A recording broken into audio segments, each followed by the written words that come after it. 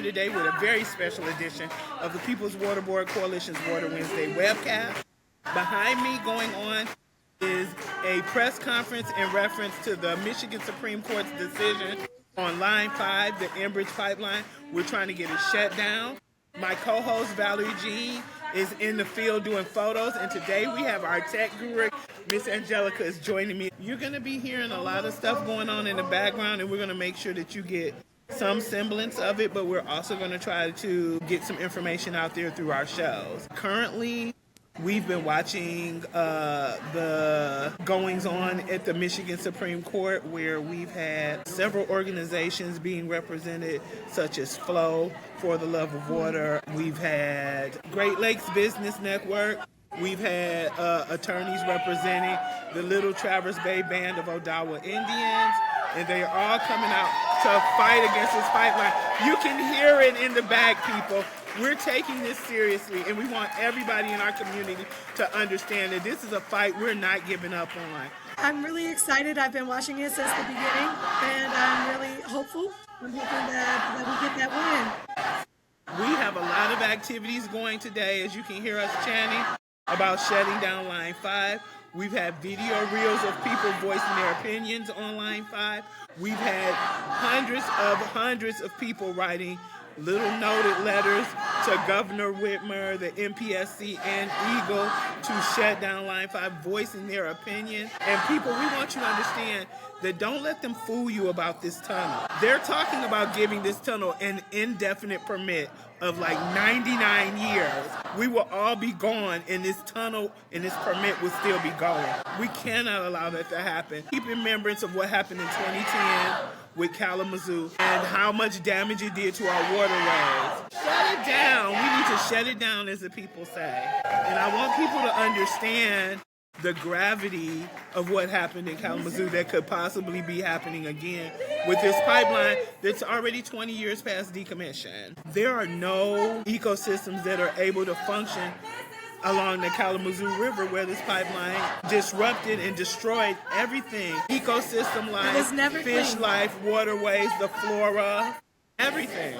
You can't even walk along the beaches and enjoy it anymore. PSC said that there has never been an oil spill. He said that in his hearing. I don't think you were there yet. He said that there has never been an Enbridge oil spill.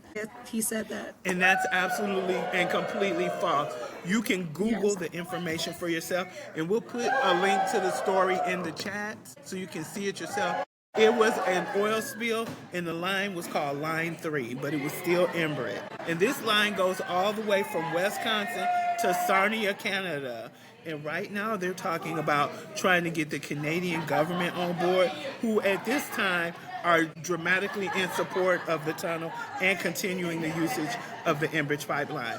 You know why? Because it doesn't affect their water. Exactly, because it does not affect them. Why would they care? It's on the other side of the island. Exactly. The other side of the island is exactly right. This destroys fish life, all kind of aquatic life, the turtles. We have beavers, we have wolverines. There's so many animals we have native to Michigan that their environment would be destroyed, and it would be catastrophic to the entire world. When I say that, that is not an understatement. I am not saying that for clout. We sit on 21% of the world's fresh drinking water. A spill in any part of that water would damage drinking water across the nation and around the world, because all water flows into each other. Eventually that contamination will get to other waterways and other people's drinking water across the country and around the world.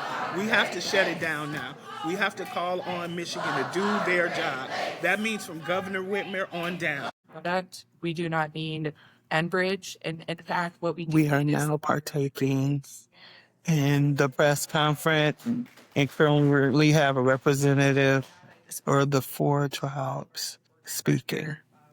Watching this case closely, and this is one of the many fights that we would continue to carry on behalf of not only the tribes but every state of Michigan citizen here in this. So with that, I will introduce Dave Scott with the Environmental Law and Policy Center. Yeah. Yes. Next up, Dave Scott.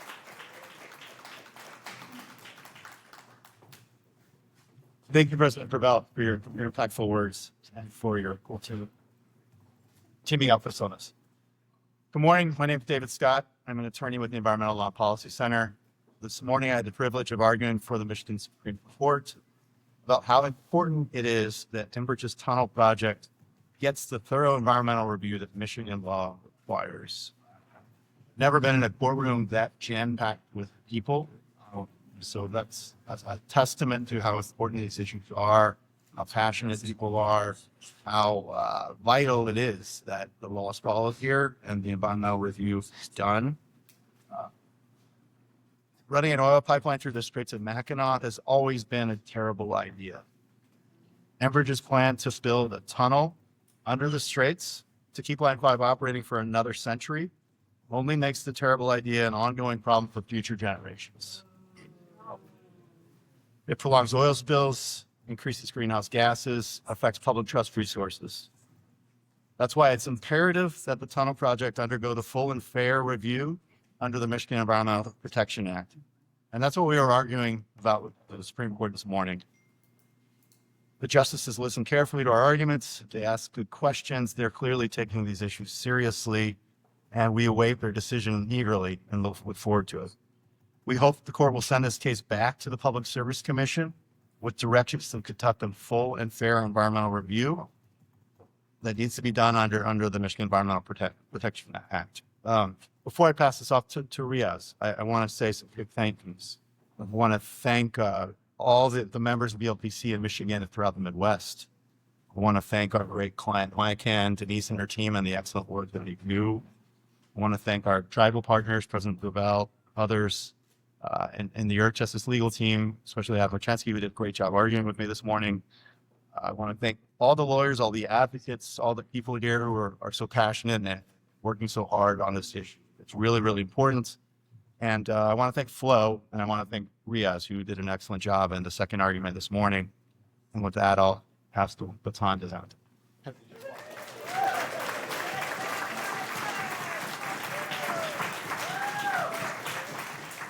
Now we are passing it to Attorney Riaz to give his take on the decision. Thank you very much. It is such a pleasure and privilege to be here. I will start with where David ended, which is to say by way of thank you. You know, many people in this room have been involved in the fight to shut down Line 5 for a very long period of time. And we have an incredible assemblage here.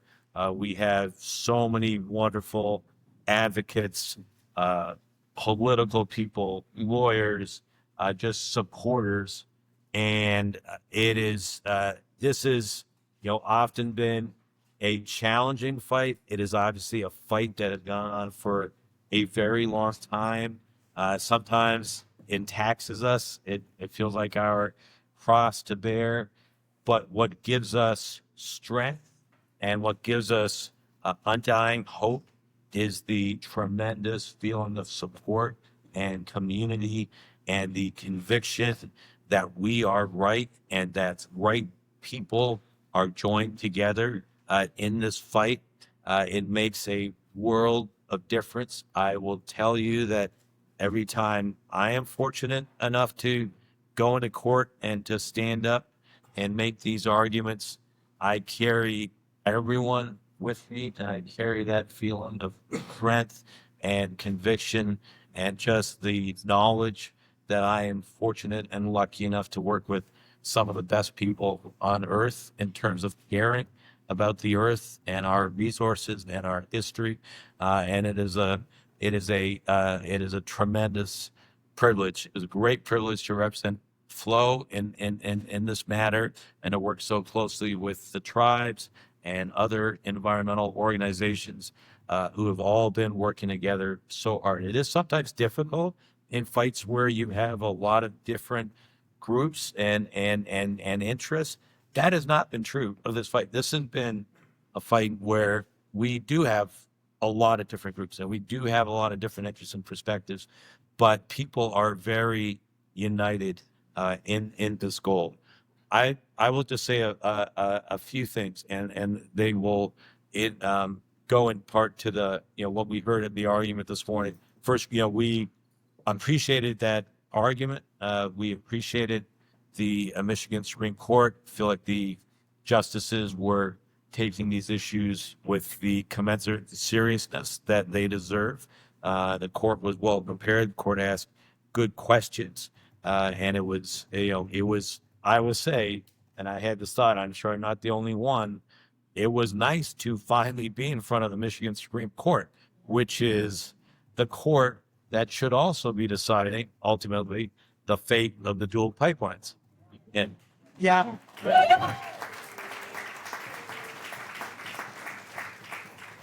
the fate of the dual pipelines in the Straits of Mackinac is a core Michigan issue. It is a issue of fundamental importance to the state.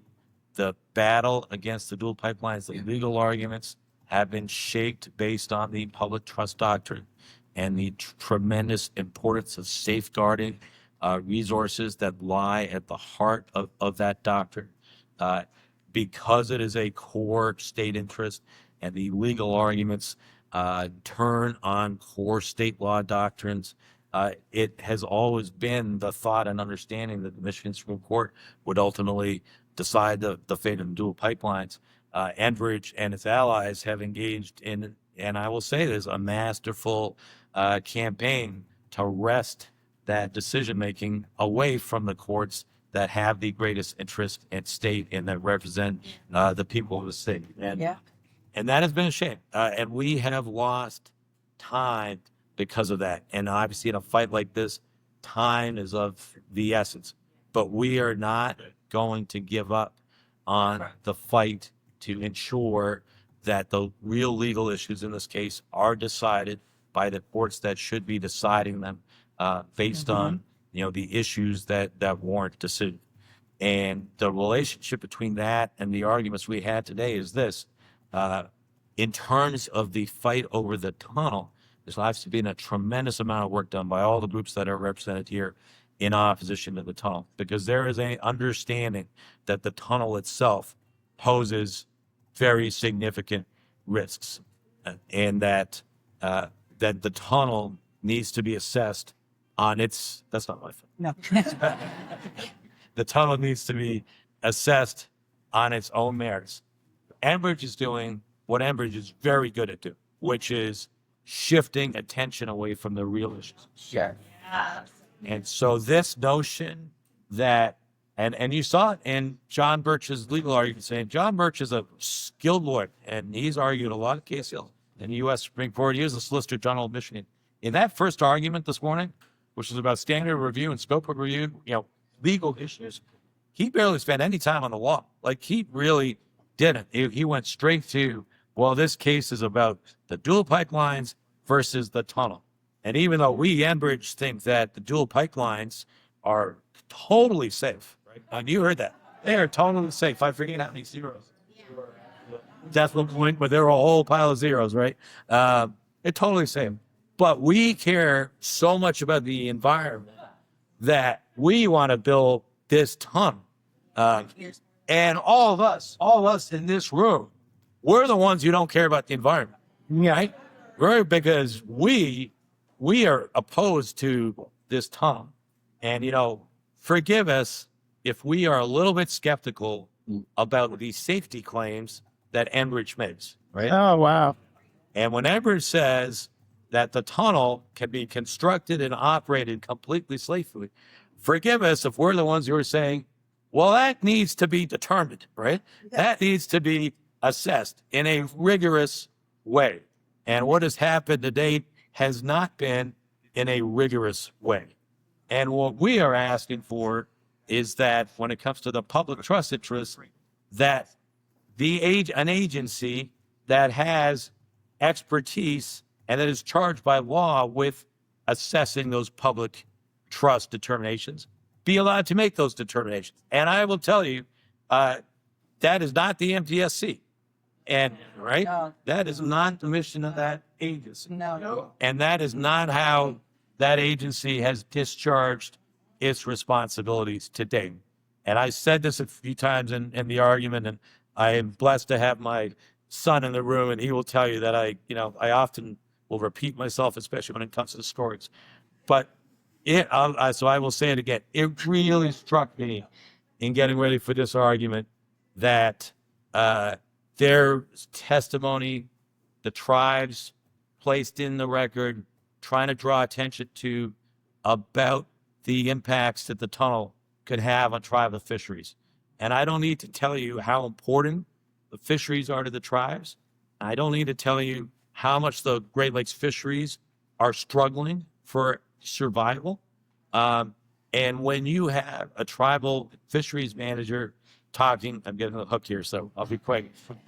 When you have a tribal fishery manager talking about how you could have spawning grounds wiped out when we have so few of those left, and then you have an agency that doesn't even mention that in its discussion of the issues, that tells you everything you need to know.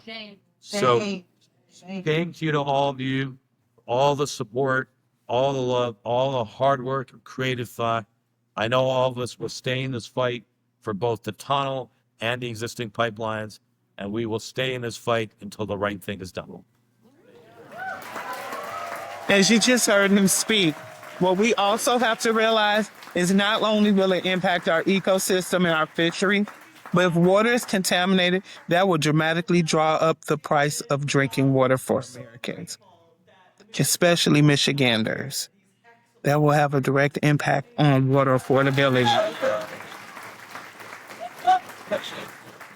Now we play a game that we're used to, waiting for a court decision.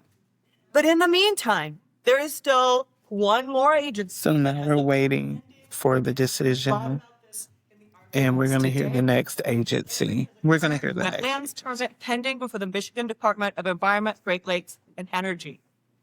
Keep in mind again, this tunnel, folks, calls for 6 years of intensive construction across 15 acres of interconnected wetlands, using a 24-foot tunnel boring machine to excavate a 4-mile tunnel under the straits and remove over 400,000 cubic yards of material. We need all of you to urge Eagle Director Phil Roos and Governor Gretchen Whitmer to take the hard look, because we believe that when that hard look at these permits is taken, that it will be common sense to deny the wetlands permit.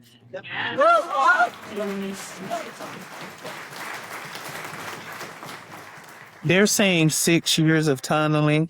That's barring any unforeseen disasters that could happen, like caverns, cave-ins, and things of that nature. We're being denied the opportunity to even investigate the greenhouse gas emissions and the alternatives in what should be the short term that we're still using fossil fuels. And so just being able to get that argument in front of our agencies and to have that kind of evidence presented is what we really need to also make happen on that. First, can you tell us who you are?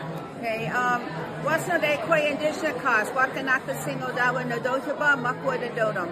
I'm Andrea Pierce from Little Traverse Bay Band of Odawa Indians, and I'm Bear Clan. I'm also chair and founder of the Anishinaabe Caucus. Right. Thank you for being here today and for your life. I mean, really spending your life to protect the water. We appreciate it. Andrea, how do you feel about the arguments that went on at the Michigan Supreme Court regarding the Line 5 oil tunnel decision? I think that the arguments and the questions that the judges were asked were impactful, and they were on the right track, I think, to show that this is not good for Michigan. It's good for Canada, but it's not good for Michigan. That's right. Right, and it's going to take until June. We're looking at probably about June until we get a decision from the Michigan Supreme Court. What can people do right now to help push that decision along? Right now, if I were a person who didn't know much about Line 5, I would learn about Line 5 and the tunnel. And then I would take that information and talk to the head of Eagle, Phil Roos, and also to our governor of Michigan, Governor Whitmer, and tell them shut it down and no tunnel. We do not need this in Michigan.